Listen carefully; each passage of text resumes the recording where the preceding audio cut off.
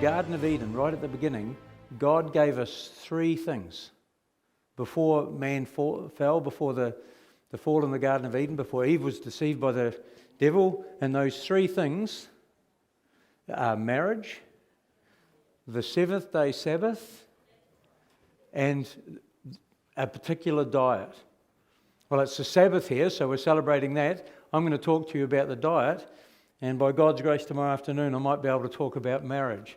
But those three things are particularly under attack from the enemy. So I want to talk to you about God's wellness plan, and we'll go to the United Nations headquarters for a start off. And this man here, the Russian ambassador to the UN, Vasily Nebenzia, he evoked the spectre of an uncontrolled spread of bioagents from Ukraine. This is contemporary. This is right now, or just last year, that he was suggesting that there was going to be biological warfare, and he's blaming the Americans and the Ukrainians for it. The reverse is true, because Thomas Greenfield, American ambassador to the UN, she claimed that this was just a pretext for Russia's pretext for launching its own biological weapons attack on the Ukraine. She said, "I will say this once, Ukraine does not have biological weapons programs." She went on to turn the accusation back onto Moscow, and she said, "It is Russia that has long maintained a biological weapon program in violation of international law." She was accusing Russia of being long-standing users of biological weapons. And she may well be right. Because if we go back to the year 1710, in the Great Northern War with the Baltic states, we had a war between pretty much everybody up there, Denmark and Poland and Russia and Sweden. And in 17, a Russian army fighting Swedish forces who were barricaded in Reval, which is now Tallinn in Estonia, they hurled plague-infested corpses over the city walls. That's biological warfare. But they weren't the first to do it. Back in 1347, the Golden Khanate horde under Janibeg Khan had just taken over from Ozbeg Khan, the Mongols. They were attacking the city of Kaffa. And this is what we read. One of the first recorded uses of biological warfare occurred in 1347, when Mongol forces are reported to have catapulted plague-infested bodies over the wall into the Black Sea port of Kaffa, which is now Feodosia, in the Ukraine. So way back there, it was the Ukraine was involved in biological warfare. At that time, it was a Genoese trading centre in the Crimean Peninsula. These people had set up a trading port there. They were from Italy. And a person writing at the time, Gabriel de Mussi, this is what he wrote, between 1348 and 1349. He said, "O God, see the heathen Tartar races pouring together from all sides, suddenly invested the city of Kaffa and besieged the trapped Christians there for almost 3 years. But behold, the whole army was affected by a disease which overran the Tartars and killed thousands upon thousands every day. It was as though arrows were raining down from heaven to strike and crush the Tartars' arrogance. All medical advice and attention was useless. The Tartars died as soon as the signs of the disease appeared on their bodies. Swellings in the armpit or groin caused by coagulating humours, followed by a putrid fever." So I've got a map there showing you where the city of Kaffa is, this port city. Because of the stench of the bodies, and the people in the city were being infected by the disease that was being turfed over the wall. These Mongols were hurling the bodies of their own dead who had died from the disease over to try and infect the Italians. Well, the Italians got on a boat and fled. And they went back to Italy, to Genoa, which is a trading port, and they exported this disease to the entire then known world. If you could read that map, you'd see 1 year later it got into Saudi Arabia, 2 years later right throughout Europe, all the way down to Baghdad in the Middle East. What was the disease called? Bubonic plague. And it just ripped into the European community, and they lost 25 million people. 25 million people died from the plague. 1/3 of the population of Europe. It was as though darkness hung over the world and death lurked everywhere like a voracious, insatiable predator. A predator with an insatiable appetite. And that's exactly what it was. That's what was affecting people. A predator with a voracious appetite. And this is the predator. It was a flea. That's a flea infected with bubonic plague. The microbe is actually called Yersinia pestis. And what it does, it affects the flea and it clogs up its gut. So the flea is starving. It needs to eat because it can't digest food because of the Yersinia pestis that grows in its gut. So it's got an insatiable appetite for blood. And so it has to feed all the time. And so it starts to feed. And before it does, as it goes to bite you, it regurgitates, it vomits up some of the Yersinia pestis, which gets into the bite mark, and that's how you get the disease. And within a few days, you're dead. Within a few days, you're dead. Why am I telling you that? I'm telling you that for a reason. Because when the bubonic plague spread through Europe, there was a group of people who didn't seem to be affected the same as the rest of the population. It was the Jews. And people started accusing them of witchcraft because they weren't succumbing to the bubonic plague at the same levels as other people. In fact, some of them got killed for being witches. There was a rising up against them. One commentator in the history of public health says, leadership was taken by the church. Well, the church saw what was happening to the Jews, and some people realised that they had an edge and it wasn't some supernatural edge. It says, leadership was taken by the church as the physicians had nothing to offer. The church took as its guiding principle the concept of contagion as embodied in the Old Testament. This idea and its practical consequences are defined with great clarity in the book of Leviticus. That's in the writings of Moses in the first 5 books of the Bible. So by following the principles outlined in the book of Leviticus, the Jews were protecting themselves from the disease. What do you think their methodology was? It might sound strangely familiar. Based on God's word, these are the things that they implemented. Hygiene. They had hygiene. Isolation of people that were sick. Quarantine. Are these words familiar to us? Contamination. They had an understanding of contagion and contamination. They wore face coverings as per Leviticus. They had a strengthened immunity through their lifestyle practices, and they did not succumb to the disease. They also had, in their health laws, they practiced an abstinence from blood. They only ate clean meats. They had an abstinence from fat. They followed pretty much a plant-based diet. They used water appropriately, and they understood the concept of having adequate rest to strengthen your immune system. And the most deadly disease that's ever struck mankind did not afflict them to the same degree as it afflicted their neighbours and the people in the towns in which they lived. Let's go back 3,500 years ago, the time of the Exodus, a time that I'm very fond of. And Psalm 105, talking about that time, says there was not one feeble person among their tribes. About 2 million people came out of Egypt, and there was not one feeble person among their tribes. And God said to them on that Exodus journey, you shall serve the Lord your God, and he shall bless your bread and your water, and I will take sickness away from the midst of you.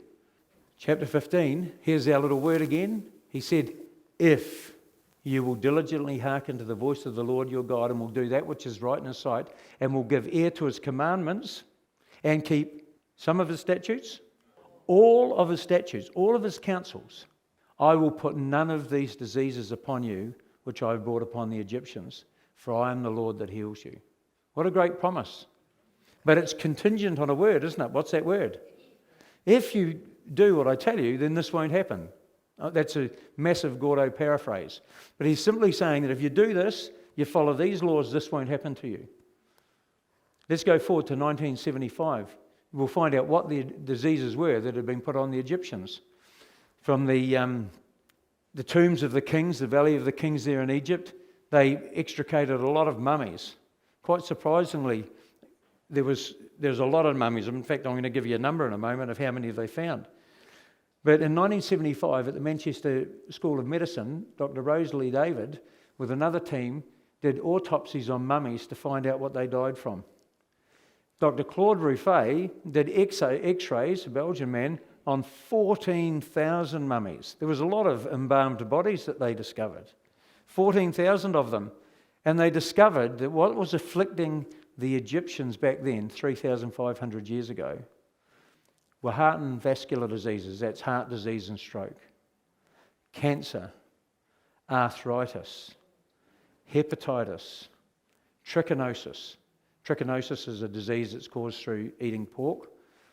Tetanus lockjaw, we've heard of that. That's why we get tetanus injections when we hurt ourselves.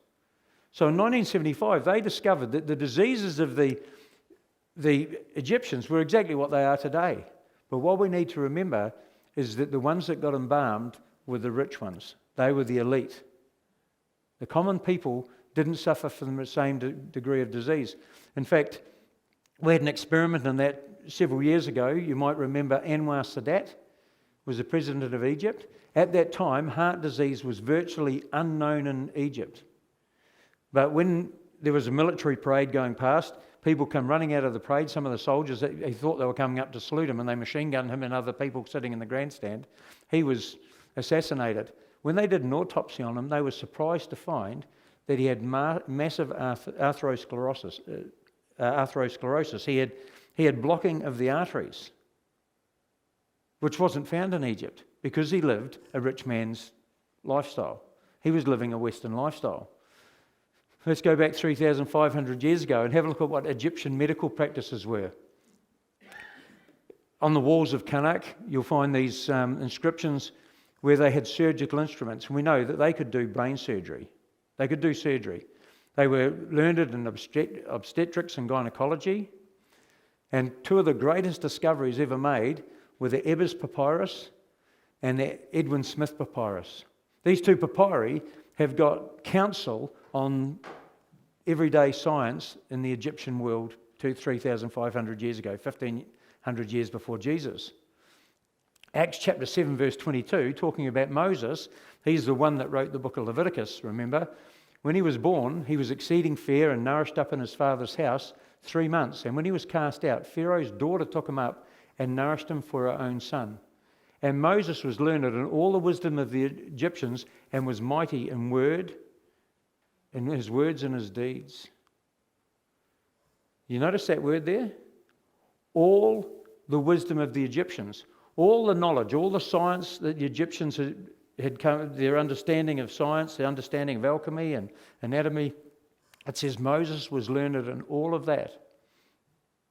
So this comes from the same time. The Ebers Papyrus comes from exactly the same time that Moses was living. This is a scientific document from Egypt. So this is their cures.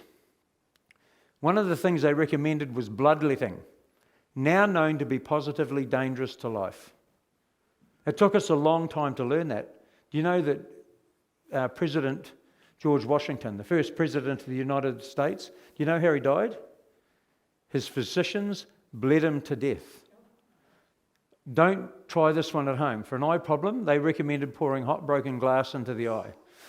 That will fix it. Now, baldness. I mentioned that, and a few of the gentlemen look up, oh, what's the cure for that? Apply goose fat and crocodile dung. For snake bite, you drink water poured over an idol. I'm sure there was a lot of people that were mummified after trusting in that cure. Or for slivers embedded deeply, it recommends rubbing worm's blood and horse dung mixed together into the wound. Is it any wonder that they had so much lockjaw and tetanus? You wouldn't want to go to the doctor in those days. Think about this. The Bible says Moses was learned in all the wisdom of the Egyptians and was mighty in words and deeds.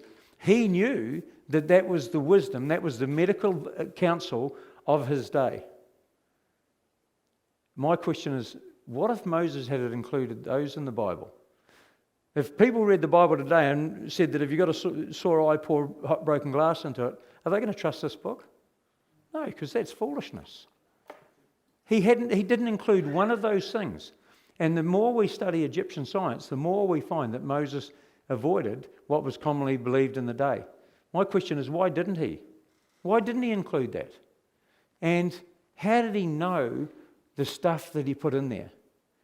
Because what he wrote in Leviticus and repeated in Deuteronomy was unknown by the scientists of his day. How did he know that stuff? Only by inspiration. It could only be by the inspiration of God. There was no way in the world Moses could have known what he wrote in the Bible for us that saved the people during the bubonic plague.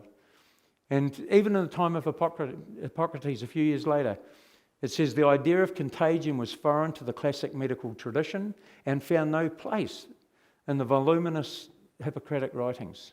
That's from the Encyclopedia of Medical History. The Old Testament, however, is a rich source of contagious sentiment. So what else did inspiration lead Moses to include in the Bible then? He didn't include the nonsense from Egypt, from the doctors. What did he include? Well, in Leviticus 11, 2-8, he talked about the difference between clean and unclean foods. This is what God says to him. Speak unto the children of Israel, saying, these are the beasts which ye shall eat among all the beasts that are on the earth. Whatsoever parts the hoof and is cloven-footed and chews the cud among the beasts, that shall you eat. Scientifically, what that means, it has to be an ungulate and a ruminant. Basically, the animals that most people eat. The deer, the antelopes, the bovine creatures, the goats, the sheep. In fact, there's more goat eaten around the world than there is sheep meat. He says, nevertheless, these you shall not eat of them that chew the cud, or of them that divide the hoof. As the camel, because he chews the cud but divides not the hoof. He is unclean to you. So I'm sorry, guys, we shouldn't be having camel burgers. I feel a little story coming on. This man on the screen is called Francois Hollande. He was the French president. And Mali, in middle equatorial Africa, that country was attacked by some Muslim terrorists. Francois Hollande responded a bit like Nebuchadnezzar would have. He sent his paratroopers in there, and they just, en masse, they landed in the country of Mali, and we won't go into what happened to the uprising from the Muslim terrorists. Just suffice it to say that the problem was solved. Well, the Malian government rewarded Francois Hollande with the greatest gift that you can honour a person with in Mali. They gave him a camel. A wee bit awkward to have in the palace in Paris, isn't it? A camel. Which room do you put the camel in? So he asked some people there back in Mali if they could care for the camel for him on the farm. This was the presidential camel. The Malian government contacted him sometime later somewhat red-faced, and had to tell him that, sorry, those people that you left the camel with, they ate it. They ate the president's camel. So they gave him another one and gave it to some other people to look after. It says the coney, because he chews the cud but divides not the hoof, he is unclean unto you. And the hare, because he chews the cud but divides not the hoof, he is unclean unto you as well. You want to know what a coney is? It's that little critter that I photographed at Mount Carmel in Israel. And the swine, though he divide not the hoof, but be cloven-footed, yet he chew not the cud, he is unclean to you. He says, of their flesh you shall not eat, and their carcass you shall not touch. They are unclean to you. There's a lot of reasons why. It's got the highest cholesterol of all meat. It's got the highest fat level of all meats. And it's the only meat that carries this worm. This is the trichina worm. And Dr. McNaught, who did some experimentation, found that 1 out of every 4 pork specimens has living trichina worm in it. If you ingest that worm, if you don't cook the pork properly, or it's not treated with chemicals, as in the small goods, to kill the worm, you eat it. There's no way of getting rid of it. It'll go into your muscles or into your brain. And much myalgic encephalomyelitis, which is Tapanui flu or chronic fatigue syndrome, is actually misdiagnosed trichina worm, they believe. A lot of mental issues when it gets into your brain. The only way you can get rid of that worm is when they cremate you.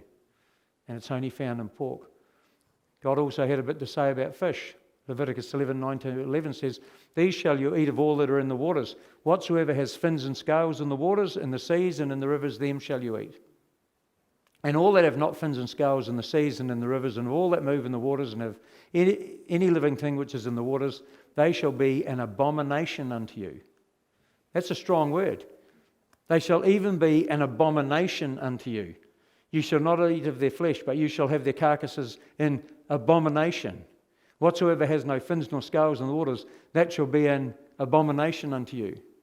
That was a challenge for me because when I was growing up, we lived on seafood, and I thought that shellfish was food. There was no other food that was food. But I had an interesting journey. I started studying health. I started looking into physical health at the age of 17.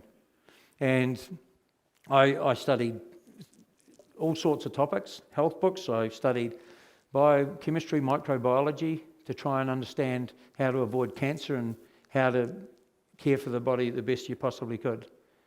And I went to the first Christian meeting I ever attended was a health meeting. This guy ran a health meeting. I was arrogant, thought he'll know nothing. That was 40 odd years ago. He knew heaps, and I still quote verbatim some of what he taught. I'm going to teach some of it tonight, what I heard that man say. And what I realised when I went there, he showed me that I'd been such an idiot. I'd been studying microbiology, biochemistry, every book on health you could find, and all I had to do was pick this book up, read 29 verses into it. The 29th verse of this book says, God said, behold, I have given you herb-bearing seed which is upon the face of the earth, and every tree which is in the fruit of a tree yielding seed, to you it shall be for meat. And I just went, what? So what I'd discovered was the best diet for avoiding disease, cancer, heart disease, all those things after 10 years study. All I had to do was read this book and I would have found it. That could have saved me a bit of time. But that was in the Bible, and I couldn't understand why all the Christians I knew didn't know this. Maybe they didn't read the first 29 verses, but it was a quandary to me. And so the meeting I went to, he said that the clean animals have a muscle toxin level of between 7 and 14, but the average is around 11. Things that are called unclean, like dogs and rats and snakes and elephants and everything else, they're around 45 to 55% muscle toxin levels. The pig is about 75 to 85. It's absolutely unique in the animal world. It has higher muscle toxin levels than all the rest. I had to take his word for it. He said the only thing that has a higher muscle toxin level is shellfish, which is 85 to 95%. It gets above 95, it will kill you. That's when they tell you not to eat the stuff. Well, David Israel Mack, he was a pharmacologist and a doctor of Hebrew literature, and he was responsible for a lot of our understanding of pharmacology to this day from his experiments in the 20th century. He gave us an experimental pharmacological appreciation of Leviticus 11 and Deuteronomy 14, in which he used his pharmacology technique on samples of both Levitically clean and unclean animals, and showed a markedly higher phytotoxic index for the unclean meats. And the correlation, friends, was how much? 100%. I don't have time. I've got it on my computer on another presentation I do focusing on this. I've got all of the details of how he did his experimentation. There's not one aberration. The unclean animals had a phytotoxic effect on the plants, the lupins that he was growing. He gave us the pharmacological appreciation of references to alcohol in the Hebrew Bible as well, in which he compared the effects of alcohol mentioned in the Bible, what the Bible says about it, with current medical understanding, and concluded that the Book of Books is in complete accord with the most modern and advanced experimental data on the subject. He's saying, well, the Bible's true because of what the science says. No, friends, science just caught up with the Bible. And the Bible has a bit to say about that. It says, wine is a mocker, strong drink is raging, and whoever is deceived thereby is not wise. And one of the wisest men we've had in recent times, in the last few centuries, was William Shakespeare. And he said, oh God, that men should put an enemy in their mouths to steal away their brains. Proverbs 23 says, who has woe, who has sorrow, who has contentions, who has babbling, who has wounds without cause, who has redness of eyes?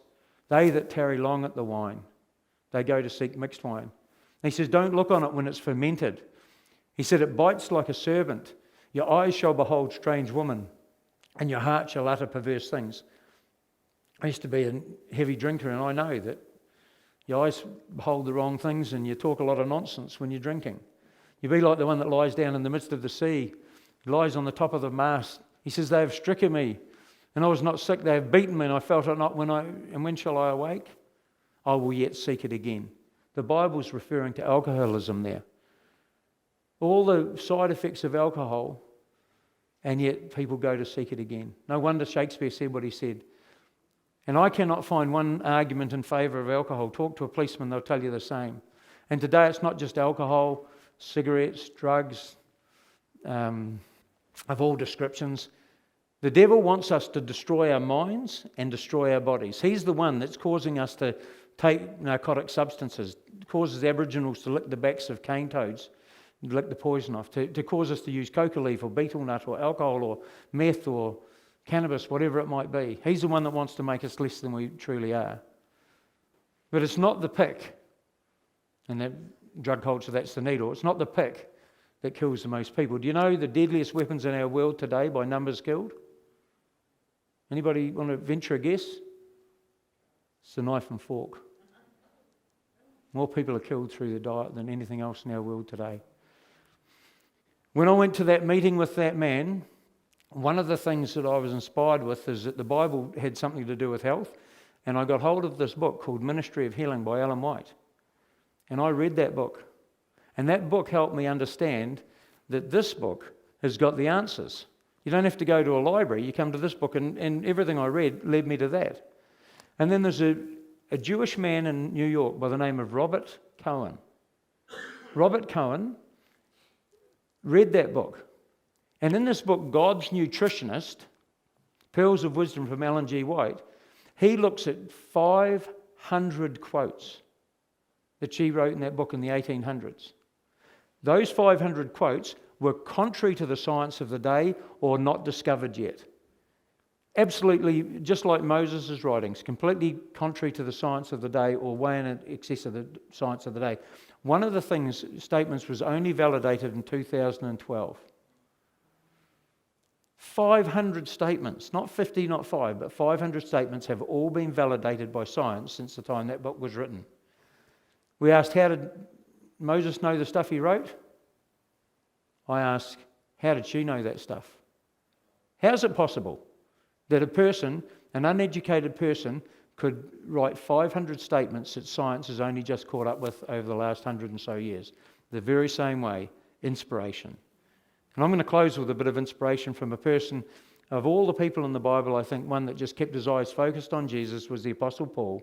And he says, whether therefore you eat or drink, or whatsoever you do, do all to the glory of God. If you keep the counsels I've given you, God says, I will put none of these diseases upon you. And I'm happy to belong to the Seventh-day Adventist Church, because the Seventh-day Adventists in the world are the longest living people in the world. They have less amounts of all of the other diseases than any other group of people on the earth. The Jews are right up there, and some other Christian groups are as well. Simply by following the counsels in this book, God won't put the diseases upon you. Not because it's a miracle, but it's just a scientific progression.